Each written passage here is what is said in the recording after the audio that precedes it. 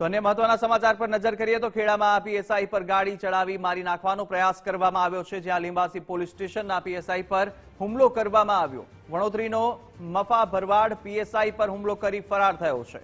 Tarapur Kheda road પર તકરાર બાદ આરોપીએ બબાલ કરી હતી અને ત્યારબાદની આ ઘટના છે, જ્યાં સાયલા પાટિયા પાસે ગાડી ચડાવી તારાપુર તરફ આરોપી ભાગ્યો હતો।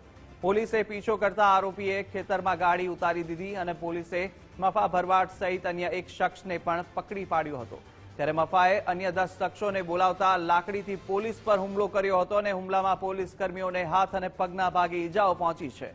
ત્યારે પોલીસ પકડમાંથી હુમલો કરી મફા ભરવાડ હાલ ફરાર છે।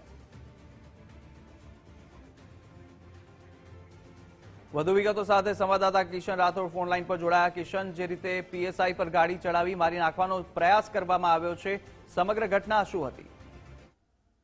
કુશાગ્ર વાત કરવામાં આવે તો ગત રાત્રિના સમયે લીંબાસી પોલીસ સ્ટેશનના પીએસઆઈ પર ગાડી ચડાવી મારી નાખવાની એક ધમકી આપી હોય એવો વિડીયો વાયરલ થયો હતો। લીંબાસી પોલીસ સ્ટેશન હદમાં આવતા વડોદરીના મફા ભરવાડે તારાપુર ખેડા રોડ ઉપર ડાયવર્ઝન હોય તેવા પોલીસ સાથે તકરાર કરી બબાલ કરી હતી।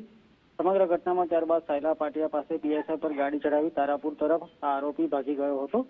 પોલીસ દ્વારા ગાડીનો પીછો કરતા ગાડી વાલોતરી ગામના ખેતરમાં ઉતારી દીધી હતી। ત્યાં પોલીસ મફા ભરવાડ સહિત અન્ય એક વ્યક્તિને પકડી પાડેલ હતો, પરંતુ ત્યાંથી આરોપી મફા ભરવાડના અન્ય 10 થી વધારે માણસો લાકડીઓ લઈને આવતા પોલીસ પર હુમલો કર્યો હતો, જેમાં આવેલા શખ્સોએ પોલીસ પર હુમલો કરી જાનથી મારી નાખવાની ધમકી આપી આરોપીને ગંભીર રીતે લઈ જઈ ભગાડી ગયા હતા। ત્યારબાદ સમગ્ર ઘટનામાં લીંબાસી પોલીસ મથકે પોલીસ ફરિયાદ નોંધી વધુ તપાસ હાથ ધરી હતી। કિશન, માહિતી બદલ આપનો આભાર।